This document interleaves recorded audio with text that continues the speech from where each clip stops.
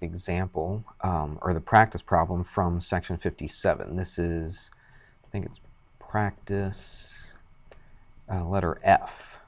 We didn't quite get to that last week, so this is the last one from this section. Then we'll go on to 58. So it says if the wheel of a car makes 26 revolutions in going 200 feet. So let's just put this down. So it goes around 26 times. That's what the 26 revolutions. And then it's in going 200 feet. So it's basically, let's put a circle here. It's basically like this. And let's see, put a radius in here like that. Okay, so it's basically like this thing. And it goes around 26 times. So this circle goes around once, twice, 3 times, 4 times, all the way 26 times. And in doing that, it travels 200 feet. And so that's the actual linear distance. So if I was to roll that circle, let's see if I can do this. I'm not going to be able to actually roll it, but if this circle would actually start here and then roll down the road from here to here, it would, if it goes 26 times, it would actually go 200 feet. So that's the actually linear distance. So let's see what I want to do with that. We'll just call that distance. Oops, I changed the size of my pen here. All right, so anyway, so the distance is 200 feet. And let's see what they want you to find. They want you to find the radius of the car tire. So that thing right there, they want you to find that radius. So put radius equals question mark. So what's going to happen here is what we're going to do is we're going to actually find the distance around the circle. That's what we want to find. Because if it goes 200 feet, what we're going to do is figure out how many feet does it go in one rotation of the circle. Then we're going to multiply that by 26 because it's doing it 26 times. So let's set up a little formula. The distance around a circle is the circumference of a circle, and the circumference of a circle is just 2 pi r. That's something that they kind of expect you to have in your memory already, okay? It's not a new equation or anything like that. But that's one time around the circle, so it doesn't go 200 feet, so the circumference is not necessarily 200 feet. But if it goes 26 times, that's one time around. But if it goes, watch this, 26 times around, see right here, that's one time around the circle. But if I multiply by 26, now that's 26 times around. Now this circumference is not the circumference of just one time around the circle, it's 26 times around the circle. And I know how far it traveled when I went 26 times around the circle. And that would be 200 feet. So this is how we're going to set that up. So once you set it up, it's really not that hard. It's just a matter of understanding how to set the thing up. So 2 pi r, we put r because we don't know what it is, that's what we're trying to solve for, and then times 26. So you do the math and you'll get this. Let's see, you've got 200, let's scoot this up a little bit. So if I get r by itself, all I have to do is divide by 2 pi and 26. So 2 pi and 26, okay? And then I just throw that in my calculator. Actually, let's not even do that just yet because that would be in feet. Because remember, this is 200 feet, so that would be in feet.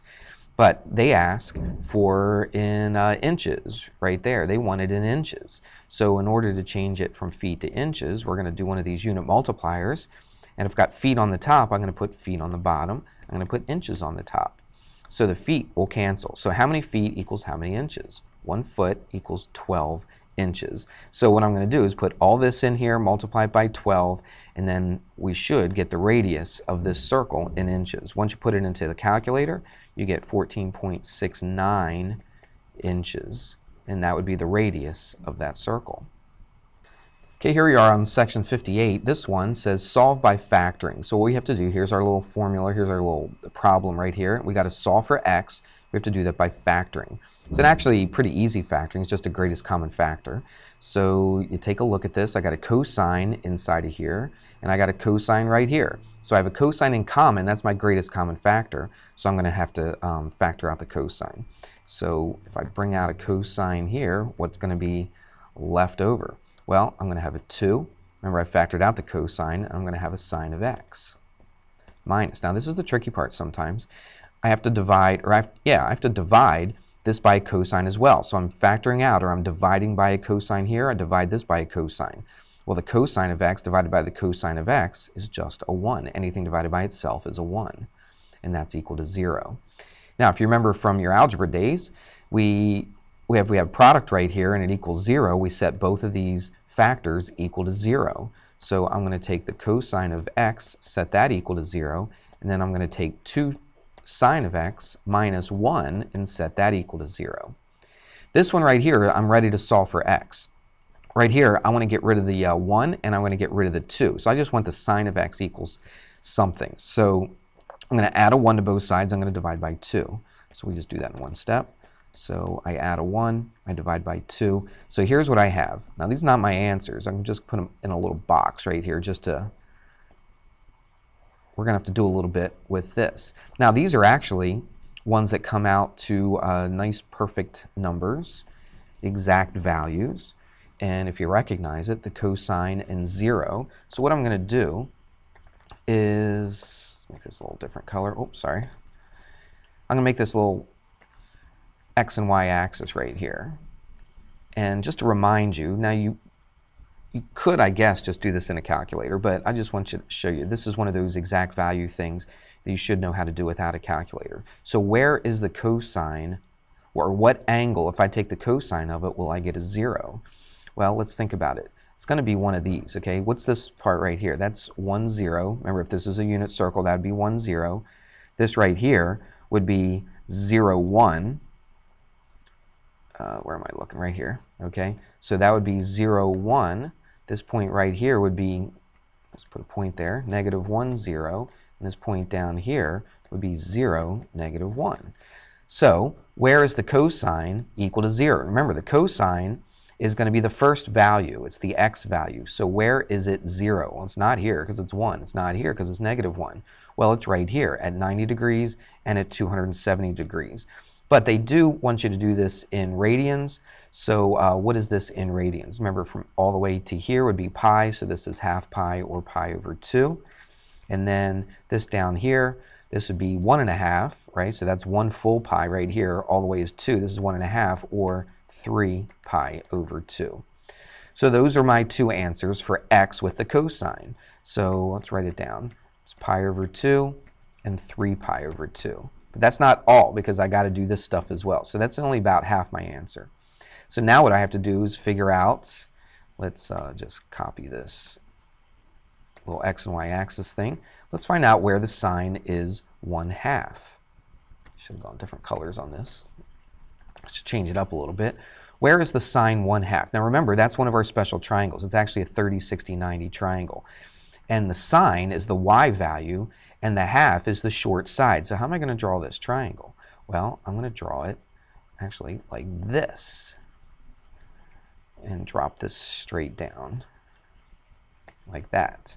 So remember, the short side is a half, so that's got to be a half. So what angle are we at right here? That's 30 degrees. But I want it in radians, and so at some point you may start memorizing these. If you can't memorize exactly what that is in radians, you can always figure it out. Watch how easy it is. So you go 30 degrees, put the 180 right here, put a pi here. So 30 goes once, that goes 6, so it's pi over 6. So at 30 degrees, and that would be a good number to memorize, at 30 degrees is pi over 6. But if you don't have it memorized, you could always figure it out.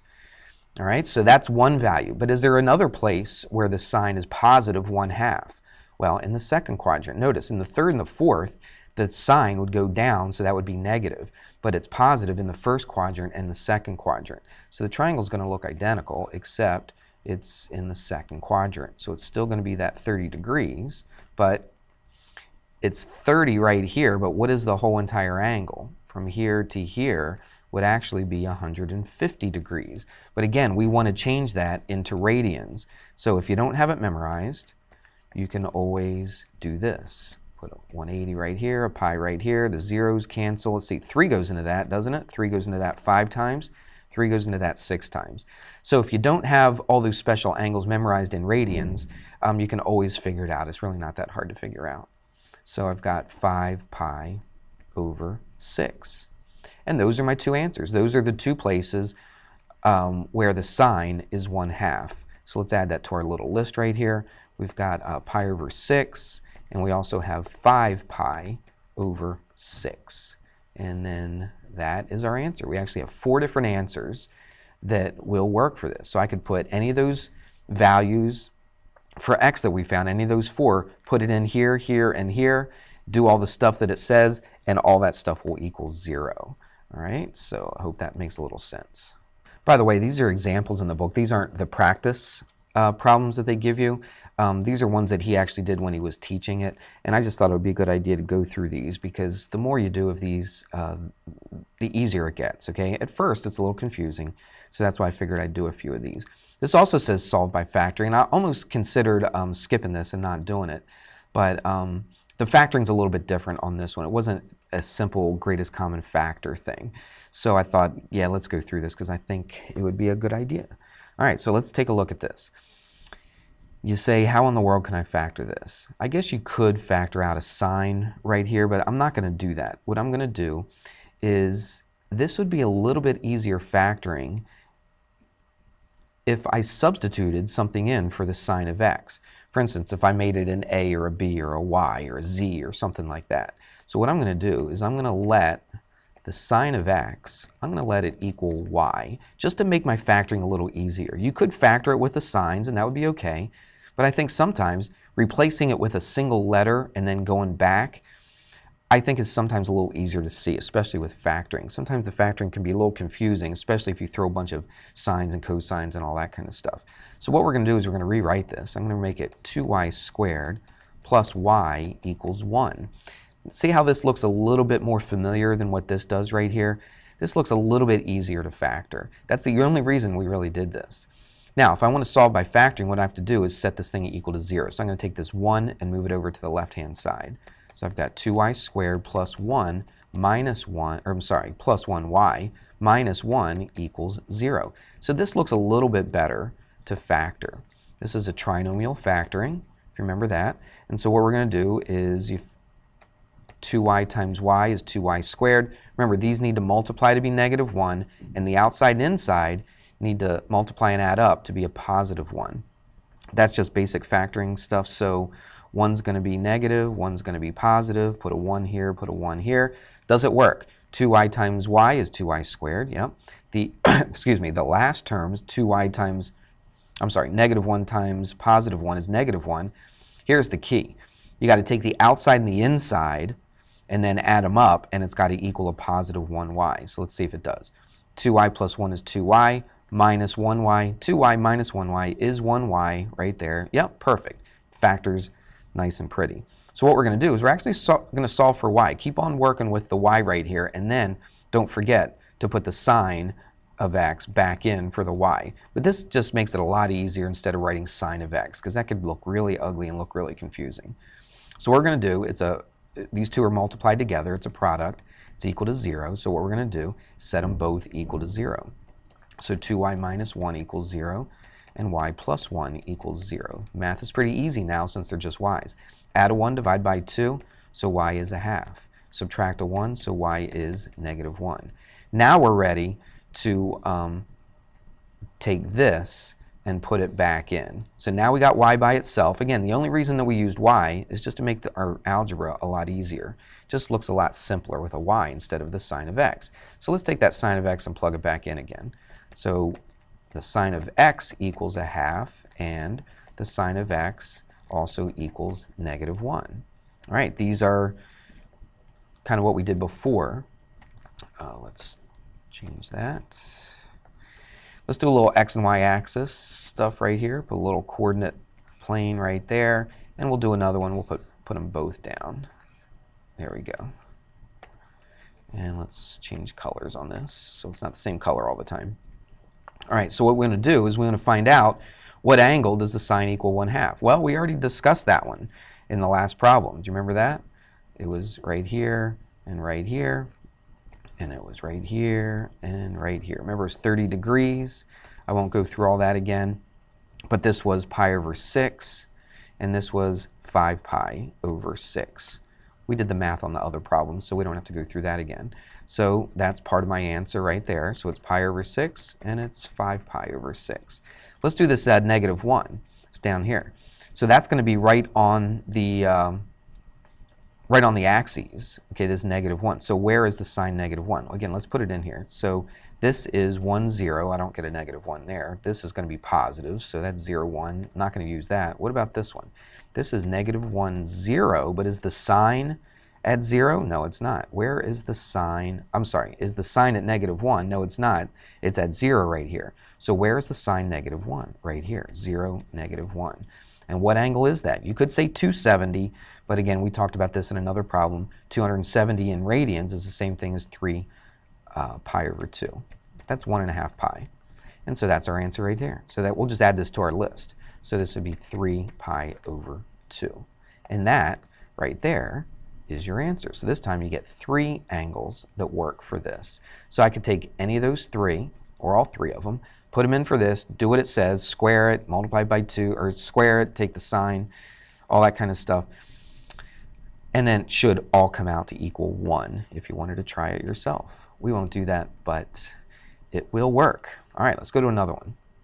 This one kind of looks like what we did earlier, except look at the functions, not just regular sine and cosine. It's a little bit trickier. It's got a secant squared and a tangent right here.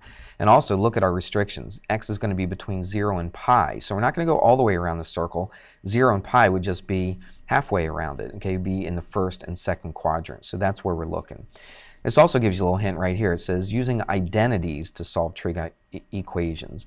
So if you look in your little chart, you will have some identities for these things. Okay, it's up to you just to look for it and find out where they are, but you'll find out that the secant squared is the same thing as 1 plus the tangent squared. And that's kind of nice because you got a tangent here. It's nice to have everything written in the same trig function. So it's 1 plus tangent squared, and we'll just hang on just a second. All right, I was looking at my notes and I forgot to put that 2 down. I thought, what's going on? Why did I leave out that 2? But I think I just made a mistake. So what we're going to do is this. We're just going to put -2 tangent of x and set it equal to 0.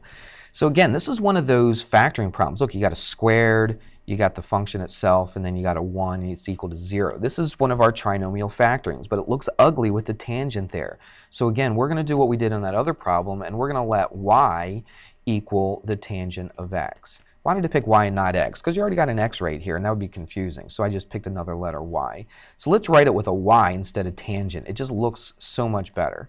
So it's going to be 1 plus y squared minus 2y equals 0. That looks, to me, that looks a lot friendlier than trying to solve for that. So what we're going to do, let's just rearrange this just a little bit so it looks like a trinomial. We'll go y squared minus 2y plus 1 equals 0. All right, I just move the 1 over just to make it look a little better.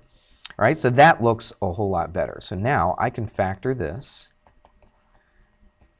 and it's going to be what? Y minus 1, y minus 1, right? Because if you multiply them together, it's positive 1. If you take the outside and inside, it's going to be a negative 2y. Set them both equal to 0, but they're both exactly the same thing. So all I got to do is just set one of them equal to 0, because the other one's going to be the same number. So you solve for y, and y equals positive 1. But we don't leave it y. Remember, we took that y and we set it equal to the tangent.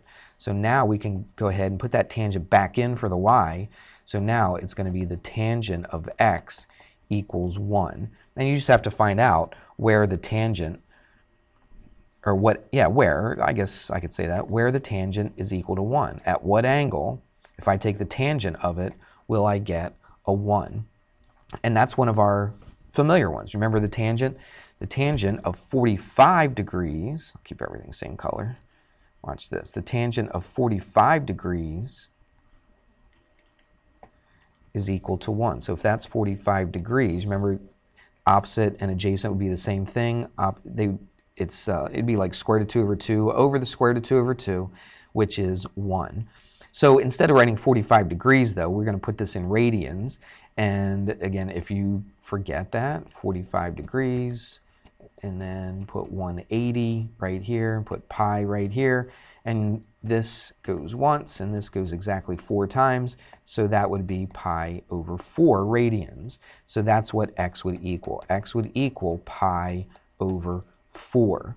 Now, the tangent is also -1 down here in the third quadrant, but we're not going to use that because our restriction said at the beginning we're just going to go between 0 and pi, not 2 pi. Usually they put 2 pi right here, but on this one they restricted between just 0 right here and pi, so between the first and second quadrant. Remember, the tangent will not be positive in the second quadrant, so we want to find out where's it going to be a positive 1, just right there. So on this one you only have one answer. Here's another one. We're going to use the trig functions, or the trig identities, sorry, to figure out this equation. If you notice, you have a cosine here and a sine here. So you can't just say let cosine equal y and that kind of stuff right now, because you got two different trig functions. So we got to change one to the other. The best one would be to change this one. If you look in your trig identities, it's one of those, it's that Pythagorean trig identity. The sine squared is going to be the same thing as 1 minus the cosine squared. We talked about that the other day, so I'll just leave it at that. And then, so now I've got cosine here and I've got cosine here, and that makes things work out a little bit better. So I just rewrote the right side, but instead of writing sine squared, I wrote it 1 minus cosine squared. This is still 4 cosine of x. All right, and then what we can do is we can, let's see what you want to do with this. Let's make it look a little bit more like a like an ace. What do I want to call that? I'm drawing a blank right here. We want to get the squared first, and then the function, and then a number. Okay, I want to put it in like a descending order kind of thing. So watch, 4 cosine x equals 5. Now you can't go 5 minus 4 is 1, because that 4 is being multiplied through here. It's a common mistake a lot of kids make. So it's minus 4. Again, this is a negative, so it's negative times a negative, which is positive, and it's going to be 4 cosine squared of x. Now, since I've multiplied that through, now this is not being multiplied. Now I can actually go 5 minus 4, which is 1. So let's do that. So we're just cleaning up a little bit, trying to get it as simple as we can before we change it. So 5 minus 4 is 1 plus 4 cosine squared. All right, that looks a little bit better. So what we're going to do now is, this is the point where we're going to take that cosine. I don't want to factor this thing with a cosine, so let y equal the cosine of x. So let's go ahead and do that. I'll do the y in a different color. So this is going to be 4y equals 1 plus 4y squared. So let's put this in the right order, and we'll set this equal to 0. It'll look like one of our trinomial factorings. That's what I drew a blank on before. I couldn't remember what that term was. So let's just do this. Let's move this 4y over to the right side. We'll keep this positive, keep that positive. Move this over and we'll make it a negative, and it'll be equal to 0. So I'm going to get a 4y squared. I'm going to get a minus 4y. It's a plus 1. See what I did? I just moved this over. All this equals 0. You can put the 0 on the left, but it'll look a lot nicer if I put it on the right. So this is what we're going to factor. I'll let you just figure out how to factor this. I'm not going to go through all the steps. I'm just going to put what the factoring actually is. This is really not a hard one, because 2y times 2y is 4y squared, and then this is going to be -1 and -1, because -1 times -1 is positive 1. Let's see if it actually does get the middle one. So let's go outside, inside. The outside is -2y, the inside is -2y. Yep, that's -4y. Perfect. So now what we're going to do is we're going to set them equal to 0. Now they're both exactly the same thing, so we only have to set one of them equal to 0, and that's what we're going to do. Now we solve for y, add a 1, divide by 2. We've done that a couple times already today. And what we want to do now is take that cosine, replace it back in for the y. Remember, we only use the y just to make our algebra look a little easier. That's the only reason we did that. I've said that like 4 times today, haven't I? All right, so what we're going to do is going to make this the cosine of x equals 1/2. So let's figure out where the cosine is a half. We talked about this a little bit earlier. Remember, half is one of our special triangles, and that's going to be the short side. So where's the short side going to be, or where's the cosine going to be the short side? It's going to be an angle that looks like this, and that will be a 60 degree. Okay, so this right here would be 60 degrees. Remember, the short side's a half. That's right there. So that's where the cosine is a half. Now, if you look up here, our restrictions are between 0 and 2 pi this time. So I can go all the way around the circle once. So I'm not just restricted here. Where else is the cosine going to be a positive 1/2? Well, it's going to be down here in the fourth quadrant as well. Let's try to make that even up. Pretty good. All right, so it's going to be right there as well. So let's do this. This is 60 degrees. Do you remember what we can do here? 60 degrees, I can change it to radians by doing this. That's once, that's 3 times. So this is the same thing as pi over 3. So that's one of my answers. So x is pi over 3. What's this point right here? Well, in degrees, remember this is 60 degrees, so I went all the way around to 360, back off 60, so that's actually, that angle right there is 300 degrees. But if I wanted to figure out what it is in radians, I could go 300 degrees times pi over 180, and then you could work that thing out, and that comes out to, let's see.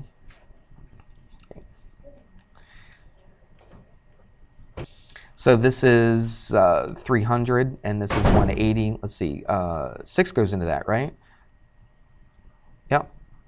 5 times, and 6 goes into that 3 times. There we go. So it's 5 pi over 3.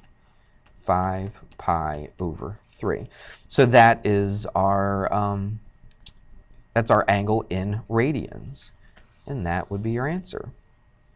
All right. Well, I'm actually in school right now. This is just my planning period, and the bell's about to ring, and a bunch of kids are going to come in. So, tell you what, I did all the examples that he did in the book. The rest of them are the practice problems, and he goes through and gives a pretty good explanation on the video on those practice problems. So I think I'll just stop right here. I'll just probably be redundant, just repeating what he did. But I think what I've done right here, I think is good enough to give you a good start on these, and I hope that helps you out.